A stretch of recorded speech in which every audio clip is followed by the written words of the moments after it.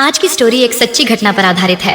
कहानी की शुरुआत होती है ईचा नाम की एक महिला से, जो अपने अजीबोगरीब सपने के बारे में हमें नरेशन के जरिए बता रही होती है। वह बताती है कि हर रात उसे एक सपना आता है जिसमें वह खुद को किसी अनजानी लेकिन बेहद सुकून देने वाली जगह पर पाती है।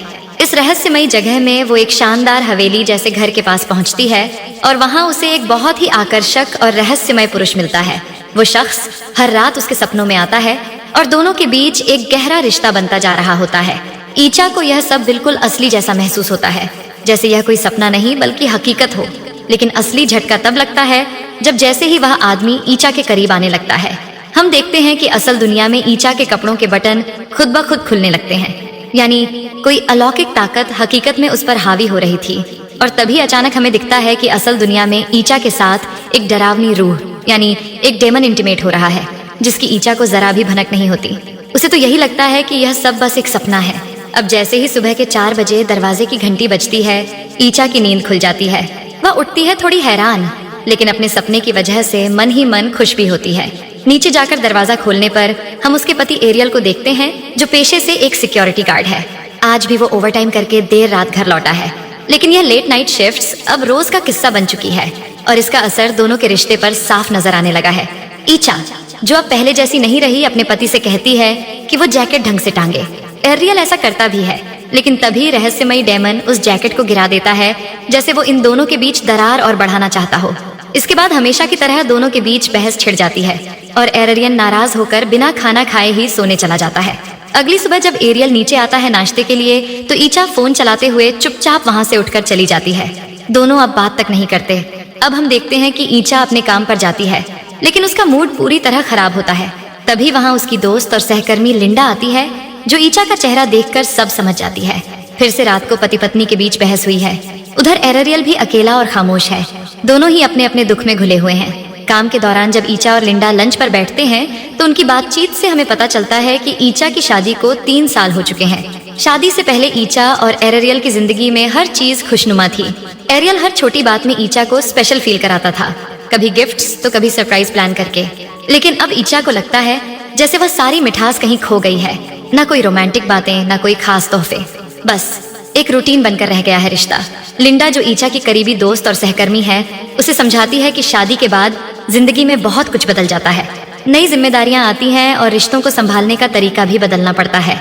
वो ईचा को यह भी बताती है कि खुद उसने भी अब वह पहले जैसी कोशिशें छोड़ दी है, न अब वह सचती है। नहीं, एरियल से वैसे बातें करती है जैसे पहले करती थी।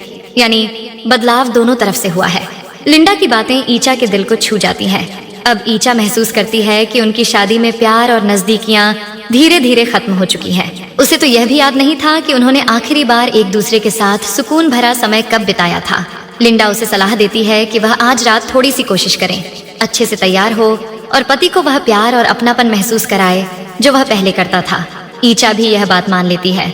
उधर एरियल के ऑफिस में उसका सीनियर उसे समझाता है कि ओवरटाइम और जिम्मेदारियां अपनी जगह है, लेकिन पत्नी को समय देना भी जरूरी है। एरियल इस बात को समझता है, क्योंकि वह जो कुछ भी कर रहा है ईचा के अच्छे भविष्य के लिए ही तो कर रहा था। हालांकि उस दिन भी वह थोड़ी देर से घर आता है, लेकिन इस बार माहौल अलग होता है। ईचा उसका गर्मजोशी से स्वागत करती है, खुद उसकी जैकेट उतारती है और उसके लिए पहले से चाय बनाकर रखती है। एरियल इस बदले अंदाज से बेहद खुश होता है। उसे पहली बार ऐसा लगता है कि उसकी कोशिशों की कदर की जा रही है। धीरे धीरे उनके बीच फिर से नजदीकियां बढ़ने लगती हैं। लेकिन जैसे ही वह दोनों एक दूसरे के करीब आते हैं, घर की लाइट्स अजीब तरह से झपकने लगती हैं।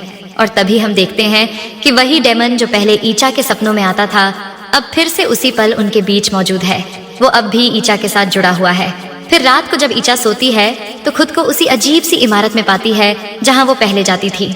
वहां वही हैंडसम सा शख्स यानी वो डेमन उसके पास आता है और उसकी बॉडी पर एक फूल रखकर कहता है, अब तुम इस जगह से कभी नहीं जा सकती। डर के मारे ईचा इमारत के दरवाजे से बाहर निकलने की कोशिश करती है, लेकिन इस बार वह दरवाजा नहीं खुलता। तभी वह डेमन उसके पास बढ़ता है और अचानक ईचा की नींद खुल जाती है। मगर सबसे चौंकाने वाली बात यह थी, वही फूल जो डेमन ने सपने में उसे दिया था, असलियत में ईचा के बेड के पास रखा हुआ था। ये देखकर ईचा पूरी तरह डर से सिहर जाती है। अगले दिन जब ईचा नीचे आती है, तो एरियल ने उसके लिए खुद खाना बनाया होता है। ईचा को यह सब बहुत अच्छा लगता है। दोनों साथ बैठते हैं, मुस्कुराते हैं और अपने पुराने सुनहरे दिनों को याद करते हुए खुलकर बातें करते हैं।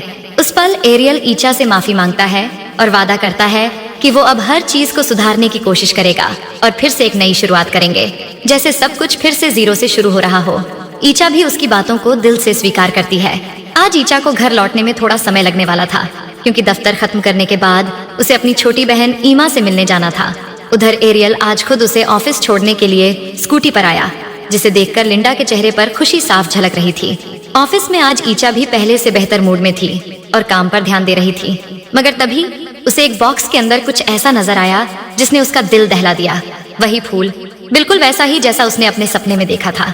ईचा उसे हाथ में लेने ही वाली थी कि अचानक कोई और आकर वह फूल उठा लेता है और फिर सामने आता है वही शख्स, ईचा के सपनों वाला हैंडसम इंसान।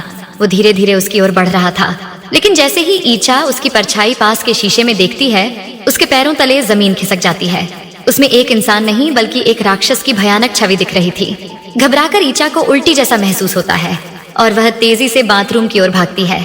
जैसे ही ईचा बाथरूम पहुंचती है और उल्टी करती है, हमें पीछे खड़ा वही डार्क फिगर यानी डेमन नजर आता है। तभी लिंडा भी वहां पहुंचती है और ईचा से उसकी हालत के बारे में पूछती है, लेकिन ईचा कुछ कहे बिना चुपचाप वहां से निकल जाती है। ईचा के जाने के बाद लिंडा जब वॉशबे बेसिन की ओर देखती है तो उसके होश उड़ जाते हैं। वहां खून की उल्टी के साथ कीड़े भी मौजूद थे। उसी रात ईचा अपनी बहन एमा से एक सड़क किनारे के कैफे में मिलती है। बातचीत के दौरान एमा बताती है कि उसने अपने बॉयफ्रेंड डस्टा से ब्रेकअप कर लिया है, क्योंकि वह इतना बिजी हो गया था कि उसे एमा के लिए वक्त ही नहीं मिलता था। इसी वजह से दोनों के बीच अक्सर झगड़े होते रहते थे। इस पर ईचा वही सलाह एमा को देती है जो कभी लिंडा ने उसे दी थी कि हर रिश्ते में उतार चढ़ाव आते हैं और ऐसे हालात में थोड़ा सब्र और समझदारी से काम लेना चाहिए। वह कहती है कि डस्टा ने 2 साल तक एमा का साथ निभाया है और उसे एक और मौका मिलना चाहिए। असल में दोनों बहनें अपने अपने रिश्तों में अकेलापन और भावनात्मक दूरी महसूस कर रही थीं, पर फर्क बस इतना था कि वे अपनी ही कमियों को देखना नहीं चाहती थीं। अब जब एमा अपनी बहन से दिल खोलकर बातें कर रही थी तो उसने बताया कि वह हाल ही में अपने माता पिता से मिलने गई थी। बातचीत के दौरान उनके माता पिता ने उसे यह कहा कि वे अब अपने नाती या पोती को गोद में खिलाना चाहते हैं। यह बात असल में ईचा के लिए थी। जैसे ही एमा ने यह कहा, ईचा का चेहरा हल्का उदास हो गया, क्योंकि वह खुद भी मां बनने की कोशिश कर रही थी, लेकिन बार बार परेशानी आ रही थी। दवाइयों का सहारा लेना पड़ रहा था और इन सब कारणों से उसका और एरियल का रिश्ता भी तनाव में था।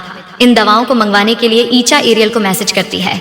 उधर एरियल अपने ऑफिस में होता है, तभी उसे एक झलक मिलती है ईचा की। लेकिन यह कैसे मुमकिन था? वो तो अभी अपनी बहन के साथ थी।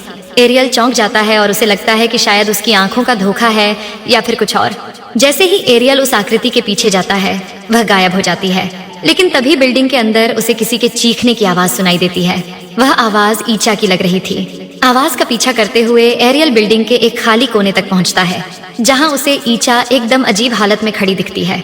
ऐसा प्रतीत होता है जैसे वो लेबर पेन में हो और अचानक उसके सामने एक अजीब दृश्य घटता है। ईचा की गोद से एक बच्चा जन्म लेता है, लेकिन वो कोई सामान्य बच्चा नहीं बल्कि एक राक्षसी रूप वाला शिशु होता है। एरियल का चेहरा डर से सफेद पड़ जाता है और वह वहीं जड़ हो जाता है, लेकिन ईचा बस एक अजीब मुस्कान के साथ उसे घूर रही थी। तभी बच्चा घिसटते हुए एरियल की ओर बढ़ने लगता है और इतने में ही एरियल का सीनियर वहां आ जाता है। उसके आते ही सब कुछ अचानक सामान्य हो जाता है, जैसे कुछ हुआ ही ना हो। इस अनुभव से सहमा हुआ एरियल घर लौटता है और उस रात वो ईचा से ठीक से बात भी नहीं करता। बस दवाइयां थमाकर इतना कहता है कि अगले दिन एक स्पेशल बॉडी मसाज एक्सपर्ट मोबुक्सारी को उसने बुलाया है। यह कहकर वह चुपचाप सोने चला जाता है।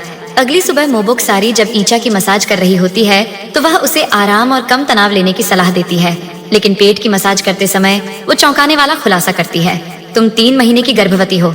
यह सुनकर ईचा की आंखें खुशी से चमक उठती हैं, लेकिन दूसरी ओर एरियल का चेहरा सन्न रह जाता है। वजह यह थी कि ईचा के साथ वो सिर्फ 2 दिन पहले ही शारीरिक संबंध में आया था और उससे पहले करीब 6 महीने से दोनों के बीच कुछ नहीं हुआ था। तो सवाल यह था कि अगर ईचा 3 महीने की प्रेग्नेंट है तो उसका पिता कौन? हालांकि एरियल ये बात जाहिर नहीं करता, वह बस ईचा को ऑफिस छोड़ने के बाद घर लौट आता है। ईचा जब दफ्तर में सबको अपनी प्रेगनेंसी के बारे में बताती है तो वहाँ खुशी की लहर दौड़ जाती है। सभी बधाइयां देते हैं क्योंकि सब जानते थे कि वो कब से इसका इंतजार कर रही थी। लेकिन लिंडा थोड़ी सोच में पड़ जाती है। उसे ईचा की वोमिटिंग और उस खून व कीड़ों की याद आ जाती है। ये सब कुछ उसे अंदर से बेचैन करने लगा था। जब वह ईचा से बात करने की कोशिश करती है तो ईचा को यह महसूस होता है कि शायद लिंडा उसके प्रेग्नेंट होने से खुश नहीं है। वह गलतफहमी में पड़कर लिंडा से दूरी बना लेती है और बातचीत अधूरी रह जाती है। लिंडा के मन में लगातार बेचैनी थी। उसे ईचा की उल्टियों में खून और कीड़ों का दिखना किसी भी हालत में सामान्य नहीं लग रहा था। उसे साफ लग रहा था कि कोई अजीब और अनदेखी शक्ति इस पूरे मामले में शामिल है। उधर रात के समय एरियल अपने सीनियर से बैठकर दिल की बात करता है। वह ईचा को लेकर अपने शक और डर खुलकर उसके सामने रखता है। उसे लगने लगा था कि शायद ईचा ने उसके साथ विश्वासघात किया है। सीनियर उसे सलाह देता है कि वह अगले दिन ईचा के साथ पूरा समय बिताए और चीजों को ठीक से समझने की कोशिश करे। इसके लिए वो खुद एरियल का काम संभालने को तैयार था। एरियल इस बात पर सहमत तो हो जाता है, लेकिन जब वह पार्किंग में अपनी कार की ओर बढ़ रहा होता है तो उसे एक कार से किसी बच्चे के रोने की आवाज सुनाई देती है। जिज्ञासावश जब वह कार के अंदर झांकता है तो उसे वहां एक डरावना असामान्य बच्चा दिखाई देता है। एक डेमोनिक शिशु एरियल बिना कुछ सोचे वहां से भाग निकलता है और तभी कैमरा दिखाता है कि वही डेमोन जिसने ईचा को अपने चंगुल में ले रखा है उस शिशु को अपनी गोद में लेकर मुस्कुरा रहा होता है। इस दृश्य से यह साफ हो जाता है कि ईचा के गर्भ में पल रही संतान कोई सामान्य बच्चा नहीं है। डरा हुआ एरियल घर पहुंचता है और अपने शक के चलते ईचा का फोन चेक करता है। वहां उसे एक नाम दिखता है, डेनी, ईचा का पुराना क्लासमेट जिससे उसकी हाल ही में बातचीत हुई थी। और जब एरियल को पता चलता है कि डेनी भी अपनी पत्नी के साथ परेशान चल रहा है तो उसका शक और गहरा हो जाता है। उसे लगने लगता है कि ईचा का बच्चा शायद डेनी का हो सकता है। जब वह ईचा से इस बारे में सवाल करता है तो ईचा गुस्से से भर जाती है। वह एरियल को कहती है कि अगले दिन वे डॉक्टर के पास जाकर डीएनए टेस्ट करवा लेंगे ताकि सच सामने आ सके। लेकिन अंदर ही अंदर ईचा भी परेशान थी क्योंकि उसे खुद ये समझ नहीं आ रहा था कि वो 3 महीने की प्रेग्नेंट कैसे हो सकती है, जबकि पिछले 6 महीनों में उनके बीच कोई संबंध नहीं बना था सिवाय पिछले 2 दिनों के। अगले दिन डॉक्टर के पास पहुंचने के बाद जब अल्ट्रासाउंड और चेकअप होता है तो रिपोर्ट चौंकाने वाली होती है। ईचा के पेट में कोई बच्चा नहीं था। डॉक्टर बताते हैं कि यह एक मानसिक स्थिति है जिसे सड़ो प्रेगनेंसी या फॉल्स प्रेगनेंसी कहते हैं। इस स्थिति में महिला का शरीर गर्भवती जैसा व्यवहार करता है। पीरियड रुक जाते हैं, पेट फूलने लगता है, लेकिन असल में गर्भ में कुछ भी नहीं होता। यह अवस्था ज्यादातर तब होती है जब किसी महिला की मां बनने की चाह बहुत ज्यादा गहरी हो। ईचा इस सच को सुनकर टूट जाती है और एरियल भी पूरी तरह हक्का बक्का रह जाता है। इस उलझन में वह लिंडा से बात करती है और लिंडा उसे एक पुराने जानकार उस्ताद जनी के पास ले जाने का फैसला करती है। लिंडा को पूरा यकीन हो चुका था कि यह मामला सिर्फ मानसिक नहीं है बल्कि इसमें कुछ अलौकिक दखल है। जब वे उस्ताद जनी के पास पहुंचते हैं तो जैसे ही वह ईचा को देखते हैं उन्हें उसके पीछे एक अंजन भी खड़ा दिखाई देता है, वही डेमन जो पहले भी दिख चुका था। लेकिन इस बार इंसानी रूप में उस्ताद तुरंत समझ जाते हैं कि मामला गहराई से जुड़ा हुआ है। लेकिन वह ईचा को सामान्य व्यवहार दिखाते हुए अंदर बुलाते हैं और उसकी बात ध्यान से सुनते हैं। बातचीत के दौरान जनी धीरे धीरे ईचा को यह समझाने की कोशिश करते हैं कि वह असल में गर्भवती नहीं है, लेकिन कई बार ऐसी शक्तियां होती हैं, खासकर जीन या डार्क एंटिटीज, जो इंसानों के रिश्तों में दरार डालने के लिए सपनों में प्रवेश करती है और महिलाओं के साथ संबंध बनाती है। इसका नतीजा यह होता है कि प्रेमी प्रेमिका या पति पत्नी के बीच लगातार गलतफहमियां और झगड़े शुरू हो जाते हैं। ईचा अब भी पूरी तरह से मानने को तैयार नहीं थी कि उसके पेट में कोई बच्चा नहीं है। गुस्से से भरी हुई वो जनी के पास से उठकर घर चली आती है और उसके साथ लिंडा भी उसके घर रुकती है ताकि उसे थोड़ा सहारा दे सके। लिंडा उसे समझाने की कोशिश करती है, उसकी बातें ध्यान से सुनती है और उसे हल्का महसूस कराने के लिए एक दोस्त की तरह पेश आती है। लेकिन जैसे ही लिंडा वापस अपने घर के लिए निकलती है, घर से कुछ ही दूरी पर सड़क के किनारे उसे एक छोटी सी बिल्ली का बच्चा दिखाई देता है। लिंडा इंसानियत के नाते उसे उठाकर सड़क से हटाकर किनारे रख देती है, पर जैसे ही वह अपनी स्कूटी की ओर बढ़ती है उसे लगता है कि वह किटन उसके पीछे आ रही है। जब वह मुड़कर देखती है तो कोई नहीं होता। शक के चलते वह दोबारा उस जगह लौटती है जहां उसने किटन को रखा था और वहीं उसे एक छाया नजर आती है जो इंसान की तरह दिखती है लेकिन कुछ अजीब थी। जैसे ही वह पास जाकर देखती है उसे एहसास होता है कि वह कोई आम इंसान नहीं बल्कि वही जिन है जिसने ईचा को परेशान कर रखा है। इससे पहले कि लिंडा कुछ कर पाती, जिन उस पर हमला कर देता है और उसे मौत के घाट उतार देता है। इसी वक्त दूसरी ओर ईचा अचानक एक भयानक सपना देखकर उठती है। उसने अपने सपने में लिंडा की मौत का पूरा दृश्य देखा था। वो घबराकर उसी जगह दौड़ती है और वहाँ पहले से ही भीड़ लगी होती है। जमीन पर लिंडा की लाश खून से सनी पड़ी थी। यह देखकर ईचा बुरी तरह टूट जाती है। वह फूट फूट कर रोने लगती है। इतने में एरियल भी ईचा को इस हाल में देखकर उसकी तरफ दौड़ता है और उसे संभालने की कोशिश करता है। लेकिन जैसे ही उसकी नजर ईचा के पेट पर जाती है वो चौंक जाता है।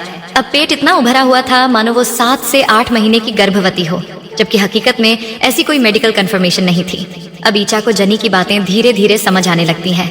वह एरियल को सब कुछ बता देती है, अपने सपनों के बारे में, उस पर जिन के असर के बारे में और क्यों उसने अब तक उसे यह बातें नहीं बताई। एरियल भी इस बार उसकी भावनाओं को समझता है और उसका साथ देने का फैसला करता है। ईचा खुद को लिंडा की मौत का जिम्मेदार मान रही थी। उसे लगने लगा था कि लिंडा इसलिए मारी गई क्योंकि वह उसे बचाने के लिए जनी के पास लेकर गई थी। अब वह किसी भी कीमत पर इस बुरी ताकत से छुटकारा पाना चाहती थी। वह एरियल और अपनी छोटी बहन ईमा के साथ दोबारा उस्ताद जनी के पास जाती है। जनी इस बार एक गहरा स्पिरिचुअल सेशन शुरू करते हैं। वह एक छोटा सा एग्जोर्सिज्म शुरू करते हैं ताकि ईचा के अंदर मौजूद उस बुरी आत्मा को बाहर निकाला जा सके। चटिंग के बीच ईचा का शरीर कांपने लगता है, उसका चेहरा बदलने लगता है और फिर अंदर से वही जिन बोलने लगता है जो खुद को ईचा का पति मानता है और कहता है कि किसी को भी उसे छूने का हक नहीं। लेकिन जनी बिना डरे मंत्र जारी रखते हैं। इस चैंटिंग के दौरान ईचा के पेट में भी तेज दर्द उठने लगता है, मानो अंदर पल रहा वो डेमनिक बच्चा भी इस प्रक्रिया से परेशान हो रहा हो। आखिरकार जैसे ही चटिंग पूरी होती है, ईचा का शरीर शांत हो जाता है, वो वापस नॉर्मल हो जाती है। जनी बताते हैं कि उसका सामना दासिम नाम के एक शक्तिशाली जिन से हुआ है, एक ऐसा जिन जो अलग अलग कपल्स के रिश्तों में दरार डालने के लिए जाना जाता है। वो अक्सर सपनों में आकर महिलाओं के साथ रिश्ता बनाता है और उन्हें भ्रमित करता है। उसने ईचा को भी उसी तरह अपने जाल में फंसा लिया था और ईचा की गर्भावस्था दरअसल उसकी मानसिक, भावनात्मक और आध्यात्मिक पकड़ का नतीजा थी, न कि किसी जैविक प्रक्रिया का। अब जनी ईचा को सलाह देते हैं कि वह नियमित रूप से रुकिया करवाती रहे। रुकिया इस्लाम में एक आध्यात्मिक उपचार की विधि मानी जाती है। इसमें कुरान की खास आयतों को रोजाना पढ़ना होता है और हर प्रकार की समस्या के लिए अलग अलग आयतें निर्धारित होती हैं। उस्ताद जनी भी ईचा को एक कागज पर एक आयत लिख कर देते हैं जो उसे प्रतिदिन पढ़नी थी ताकि आत्मिक रक्षा बनी रहे। घर लौटकर ईचा और एरियल आपस में बैठकर बात करते हैं। दोनों स्वीकार करते हैं कि उनके बीच पैदा हुए फासलों के लिए वे दोनों ही जिम्मेदार थे। वे एक दूसरे से माफी मांगते हैं और रिश्ते को फिर से नई शुरुआत देने का निर्णय लेते हैं। अगले कुछ हफ्तों तक सब कुछ सामान्य और शांत रहता है। ईचा का मन पहले से कहीं ज्यादा स्थिर हो गया था। ना कोई डरावना सपना, ना कोई अजीब एहसास। एरियल भी उसका पूरा ख्याल रखता है। देखते ही देखते 14 दिन बीत जाते हैं और जिनसे उसका कोई संपर्क नहीं होता। एक दिन जब दोनों डिनर के लिए बाहर जाते हैं, एरियल उसे बताता है कि उसकी कंपनी उसे ट्रांसफर करना चाहती है। दूसरी ब्रांच में उसका प्रमोशन तय है, लेकिन काम दूसरे शहर में होगा। शुरू में एरियल इस बारे में असमंजस में होता है। वो ईचा की हालात को लेकर चिंतित है, लेकिन जब ईचा उसे भरोसा दिलाती है कि वो अब ठीक है, तो वह उसे जाने के लिए सहमत कर देती है। अगले दिन एरियल शहर के लिए रवाना हो जाता है। उसके जाते ही ईचा को घर थोड़ा सुना सुना लगने लगता है। वो एमा को कॉल करती है कि वो कुछ समय के लिए उसके पास आ जाए, लेकिन एमा अपनी शिफ्ट की वजह से नहीं आ पाती। ईचा अकेलेपन को दूर करने के लिए उस्ताद जनी द्वारा दी गई आयत पढ़ती है, फिर टीवी ऑन करके सोफे पर ही लेट जाती है। वहीं उसे थोड़ा भारीपन महसूस होता है, जैसे कोई निगाहें उसे महसूस कर रही हो। सुबह होते ही वह अपने ऑफिस जाती है, लेकिन वहाँ का माहौल अजीब होता है। सभी लोग उसे घूरते हुए अजीब बातें कर रहे थे, जैसे वे सभी किसी के नियंत्रण में हो। सब एक ही बात दोहरा रहे थे, तुम मेरी हो। ईचा बुरी तरह घबरा जाती है और तुरंत काम छोड़कर घर लौट आती है। रात को एमा उसके पास आ जाती है। ईचा बेहद डरी हुई थी। उसे लगता है कि वह फिर से उसी फंसी हुई स्थिति में है। वह खुद को दोष दे रही थी कि शायद उसके किसी फैसले ने सब कुछ फिर से बिगाड़ दिया। एमा उसे ढांढस बंधाती है और कहती है कि जैसे ही एरियल वापस आएगा, वे उस्ताद जनी के पास दोबारा जाएंगे। तभी एरियल का कॉल आता है। वो रास्ते में था और कुछ ही घंटों में घर पहुंचने वाला था। फोन पर वह एमा को खास ताकीद करता है कि किसी भी हाल में ईचा को रात में सोने मत देना। पिछली बार जब ऐसा हुआ था, लिंडा की जान चली गई थी। अब अगर ईचा सो गई तो एमा खुद खतरे में पड़ सकती थी। एमा यह बात समझ जाती है और रात भर ईचा से बात करती रहती है। बातों बातों में वह भी साझा करती है कि उसने डेस्टा को एक और मौका दिया है, क्योंकि उसे भी एहसास हुआ है कि शायद डेस्टा जैसा जीवन साथी उसे दोबारा ना मिले। पर इसी बीच ईचा अनजाने में झपकी ले लेती है। जैसे ही एमा उसे उठाने की कोशिश करती है, एक अदृश्य और बेहद ताकतवर शक्ति उसे बेड से नीचे पटक देती है। फिर वो शक्ति उसे जमीन पर घसीटती हुई कमरे से बाहर ले जाती है। कमरे में अब फिर वही साया था, वही जिन जो खुद को ईचा का पति मानता था। वो अब फिर से ईचा के पास लेट जाता है, जैसे मानो उसके वापस आने का यही मौका हो। रात के अंतिम पहर में जब ईचा की आंख खुलती है, उसे फिर वही एहसास होता है। उसका शरीर भारी लग रहा था और पेट पहले से ज्यादा उभरा हुआ, जैसे वह फिर से गर्भवती हो गई हो। अब यहाँ यह सवाल उठ सकता है कि ईचा इतनी जल्दी दोबारा प्रेग्नेंट कैसे हो गई। लेकिन ध्यान देने वाली बात यह है कि जिन्हों की दुनिया में समय का प्रवाह वैसा नहीं होता जैसा इंसानों की दुनिया में होता है। हमारे लिए जहाँ कुछ घंटे ही बीते होंगे, वहाँ उनके लिए शायद कई हफ्ते या महीने निकल चुके हों, या हो सकता है उल्टा हो। कहने का मतलब यह है कि जिन्नात समय के साथ खिलवाड़ कर सकते हैं। अब जब ईचा को दोबारा गर्भवती होने का एहसास होता है, तो वह पूरी तरह से टूट जाती है। गुस्से और घबराहट में वो खुद ही अपने पेट पर मुक्के मारने लगती है, जिससे उसे तेज ब्लीडिंग होने लगती है। वो लड़खड़ाते हुए कमरे से बाहर निकलती है और देखती है कि पास में एमा बेहोश पड़ी है। हालांकि उस वक्त वो एमा की हालत पर ध्यान नहीं दे पाती। उसका पूरा ध्यान अब सिर्फ उस बच्चे को खत्म करने पर होता है जो उसकी कोख में पल रहा था। वह किचन में जाकर एक हैंगर उठाती है और उसे मोड़कर एक नुकीले औजार जैसा बना लेती है। वह अपनी ही देह पर हमला करने लगती है, उस बच्चे को खत्म करने के लिए जो दासिम की निशानी था, लेकिन उसकी हर कोशिश नाकाम साबित होती है। उसी समय एरियल घर लौटता है और ईचा की ऐसी हालत देखकर हैरान रह जाता है। वो तुरंत एमा को उठाने की कोशिश करता है और तीनों मिलकर सीधे उस्ताद जनी के पास पहुंचते हैं। उस्ताद जनी तुरंत ईचा को एक बेड पर लिटाकर उसके हाथ पैर बांध देते हैं ताकि वह खुद को नुकसान ना पहुंचा सके। फिर वे अपने बाकी साथियों के साथ मिलकर एक गहरी रूहानी प्रक्रिया की शुरुआत करते हैं, जिसका मकसद था ईचा के अंदर से दासिम को निकालना। इस दौरान ईचा पूरी तरह पजेस थी। उसकी आत्मा अब उस सपने जैसी दुनिया में कैद थी जहां वह अक्सर खुद को देखती थी। वहां वह बार बार दासिम से बचने की कोशिश करती है, लेकिन दासिम उसका पीछा करते हुए उसके हाथ पर हमला करता है। उसकी आत्मा की यह लड़ाई असल दुनिया में भी असर दिखा रही थी। ईचा की बॉडी पर असली जख्म बनते जा रहे थे। ईचा अब एक बुरी तरह पजेस महिला की तरह चिल्ला रही थी। उसका चेहरा विकृत हो गया था, आवाज बदल चुकी थी, पर उस्ताद जनी और उनके साथी डटे हुए थे, प्रेयर को जारी रखे हुए थे। तभी अचानक वह बेड जिस पर ईचा थी हवा में उठने लगता है। दासिम की चीखें अब स्पष्ट सुनाई देने लगीं। वह सबको डराने के लिए खुद प्रकट होने लगता है, लेकिन जनी और उनकी टीम विचलित नहीं होती। इस बीच एरियल आगे आता है, ईचा के पास बैठता है और उसके कानों में धीरे से कहता है, ईचा, मुझे तुम्हारी जरूरत है, प्लीज वापस आ जाओ, हम फिर से साथ में जिंदगी शुरू करेंगे, तुम बस हिम्मत मत हारो।